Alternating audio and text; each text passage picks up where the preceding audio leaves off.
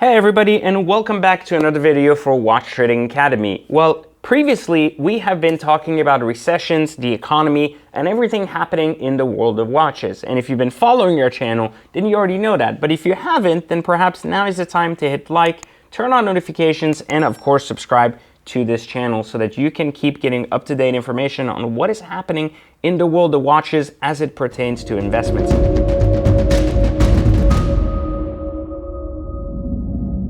And of course, if you haven't yet or still don't know if you can be a watch investor or not, all you have to do is understand that if you have $1,000 in your pocket, access to a post office and a computer, you could get started as early as tomorrow morning. And all you have to do is take the free training on how to do that right there in the description of this video, where I'm going to teach you how to get started trading and, more importantly, investing in watches. But today we are going to talk a little bit more about this idea of a recession, because we have heard markets pull back. We've heard the Feds in their minutes say they're going to hike interest rates, and that has a lot of people scared. What will happen to the world of watches? Will they go up? Will they go down? And more importantly, what about other luxury goods as well? So if you already follow me on my other channel at Exotic Car Hacks, then you already know my take as it pertains to the car market being in somewhat of a bubble. Not all cars, just the car market in general. And while bubbles do deflate and do explode, it doesn't take down all things with it, meaning we saw this in 2008 with the fall of the real estate market. While Florida, as an example, was hit hard last time, this time if a bubble was to explode in the real estate market, Florida would be the least impacted for many different reasons in real estate. Now, in 2008, we also saw that the collapse of many things during the Great Recession led to pricing softening across the board, across all luxury industries, but it didn't crash all industries. And while there were small dips in certain sectors, there were huge crashes in others. So it is very important, if we're going to be talking about economics and everything that comes with it, that we do not generalize the idea of money into everything goes up and everything comes down, because it doesn't always work out this way. So today we are going to break down for you, because many of you have asked me in the comments of previous videos that you wanted to hear more about what happens to watches during recessions. And so in order to explain that to you, I decided to basically give you an idea of how this world works so that you can understand more about how it all comes together and why I've always said that watches are basically recession proof. So let's take a look at what has happened in the market recently. So you may have seen that the government has been printing money. Obviously, this has been a big piece of the reason why we're going through such big inflation, is that we printed, I believe it's 30 to 40% of our economy literally in the last 12 to 24 months. And so that is going to have consequences. Consequences because you're flowing a ton of money into the market. However, markets aren't always leveraged the same way people think. Just because you're putting money in it doesn't mean that everybody is getting a ton of money and everybody's rich, and as a result, well, good things happen or bad things happen. It's a little bit more complex than that. So on the surface, you may have seen that normal day-to-day people received multiple stipends, anywhere from $600 to $1,000, some with less, depending on their income level, and people just got paid for doing absolutely nothing. If they had filed a previous tax return, then they probably got some kind of stipend based on how much money was on that tax return. That said, here is where it gets a little bit tricky. That is only a very small percentage of the money being printed, because the majority of the money wasn't actually distributed in $500, $600 there and there to each individual, but rather in leverage. Leverage which comes in the forms of loans. Because remember, a lot of loans were issued during the COVID era. A lot of loans to businesses who were required to shut down, who possibly could not have survived. Loans that were to be used for ensuring survivalship and, of course, growth during a stage of significant downturn for businesses. The offset, though, or the issue, and we're not talking about just businesses that some guy went and bought a Lamborghini with the money and now is in jail. We're rather talking about the masses of businesses who are truly impacted by this, like restaurants, clubs, and everything else. Now, you also have to consider one thing, is that in a normal economy and without a COVID-based economy, you have businesses constantly seeking leverage, and this leverage comes from banks. Businesses go to banks in hopes of getting money, obviously, to be able to support real estate purchases, to support equipment purchases, to support low times, and so on and so forth. But unfortunately, the banking system isn't as nice as the government, and it often does not give businesses any leverage. In many many cases, businesses have to be around for 2 to 3 years to even be qualified to receive a loan. And so for that reason, this bank leverage doesn't actually exist on a day-to-day basis. But during COVID, this bank leverage existed for a lot more people than it previously existed for. This created a very interesting dynamic in the world because a lot of money was injected into business that typically would not have had money injected in it. This created a lot of good as businesses took steps to rise and ultimately come out of COVID stronger, greater, and more capable than before. And this also gave opportunities to people who previously didn't have that leverage to take cover under this idea of COVID and use it as leverage in their business. So regardless of what, as long as the leverage was used for the business, the government basically let it slide.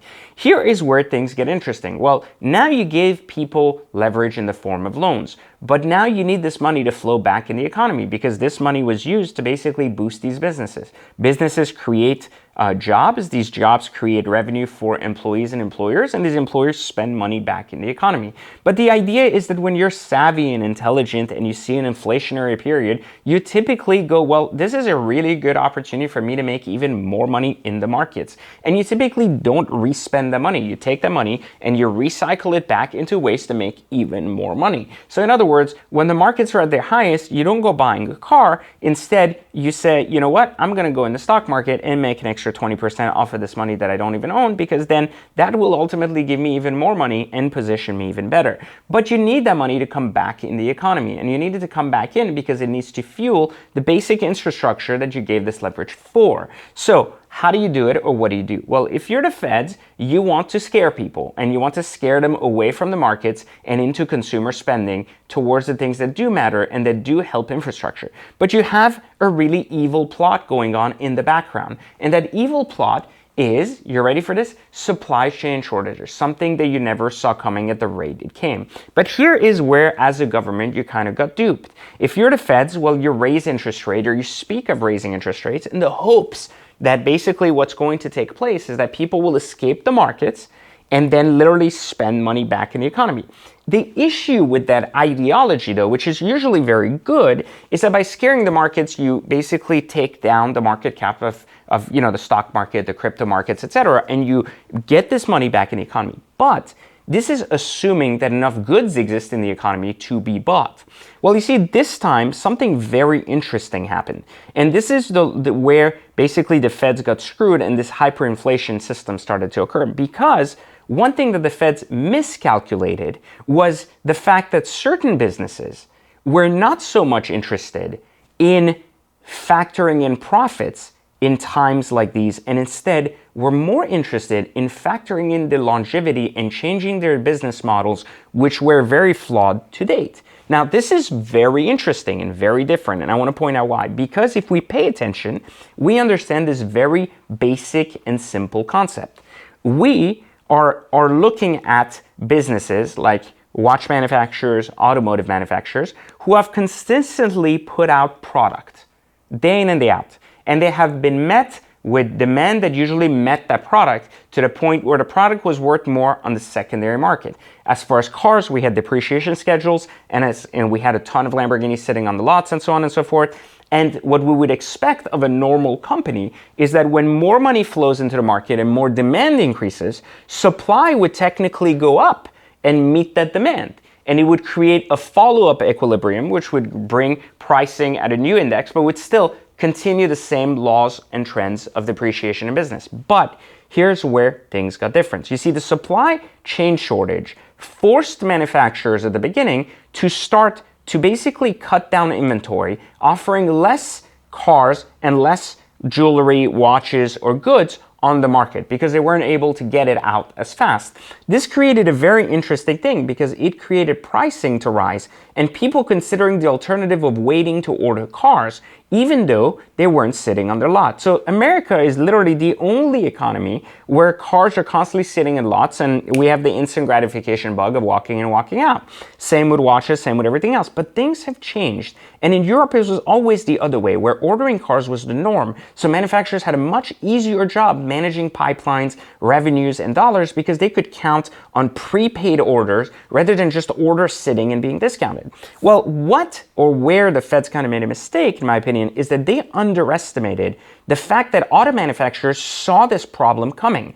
And as soon as they saw that people were willing to wait, instead of just rising demand and trying to meet customer demand, they basically declined to do that and guaranteed the longevity and more profitability by not allowing the supply to catch itself up again, and literally allowing this new consumer behavior that was adopted because of COVID of becoming the new norm. This created something really interesting, is that even though now money has to go back in the economy again to buy stuff, literally creating, not sitting in the stock market because that's risky now, and going elsewhere, well, now there's other things sitting here that need to be bought. But those things typically would now start to have price equilibrium and start to go down, taming down inflation. But here's the interesting part.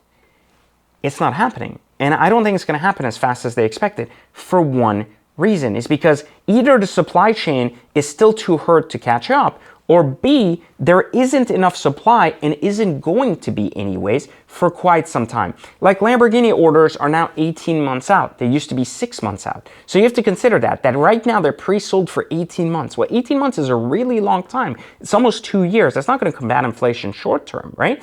Pricing on luxury watches is up 300 to 400% in some cases on the watches people want. And there is no sign, and there's never been talk of any of the 3 grades like the RM, the Pateks, and the AP of the world from actually creating more inventory to meet demand. None. So pricing will keep rising. And there is one other thing. Remember, you boosted all this money in the economy and gave leverage to people who never previously had leverage. So there's a lot more money being made now in the economy than there has ever been before. Super important to mention. So where do watches come in and why are they recession proof? Well, historically, even in 2008, when watches left, like when money left the stock market and left these other markets where people invested, it would come back into consumer markets. And typically, watches were always a great alternative that had performed really well over the last 20 years back in '08 and would continue to perform well to at least safeguard money. Meaning people usually looked at gold in doomsday scenario, and modern younger people looked at watches at that very same safety level. And it's a lot more fun to wear a watch than to actually hold a brick of gold in your vault. So this became a lot more relevant and a lot more powerful for people. But over the years now, so many people started looking at watches as an investment even more than before, that demand has increased even more so than ever. So not only are watches really incredible tools where people usually look at watches and art as a place to safeguard money and allow kind of the markets of goods to go up and literally get them back some kind of return outside of the markets. But now there is so much demand and there's such little supply that pricing is rising as an insane level. I mean, we're seeing 100K increases on some Pateks within just a 6-month ratio. That is insanity. So the question is, can it be sustained? Will it crash or will it not? And the simple ideology behind it is that there's no indicator that it will crash, but there are indicators that perhaps certain places and certain types of watches will slow down, they'll rise, and eventually perhaps see small dips in price. Now we see this all the time in the watch market, but they're not crashes. And this is one of the key reasons why I'm a big believer that watches are ultimately still one of the best hedges against not only inflation, but one of the most recession-proof ways to park money, and continuously will be. As the economy becomes even more global, imagine if you wanted to walk across and take your money to London to enjoy a great vacation, and you wanted to do that, but you didn't want to go through customs with $1 million in a suitcase. Well, you could literally bring 2 Richard Mille watches and liquidate them in London and get your money out of them. So the point is the mobility of watches, the power of what watches have done and have become to the average person is now what they were back then to all of those savvier investors in watches back in 2008. So I just don't see any data pointing me to the fact that watches are going to slow down at any time soon. And so if you haven't yet taken a position in investing in watches, I couldn't recommend it any higher than I have previously, and I still believe that the watch markets will stay strong towards at least the first 2 quarters this year. So if you've ever thought about it, or not, this is your chance to learn how, so make sure you click the link in the description and learn how and why investing in watches is what makes even more sense than anything I've explained in this video, and learn how to get started, because you have to learn how to start with smaller watches till you get comfortable and move up to the next, and so it makes more sense to start earlier than later. Plus the training's free, so you have nothing to lose. Hope you've enjoyed this video. Let me know your comments. Do you think we're going to have a big crash for the world of watches, or do you think we're not? I'd love to hear your thoughts in the comments, and I'll catch you in the next video for Watch Trading Academy. And of course, don't forget to subscribe.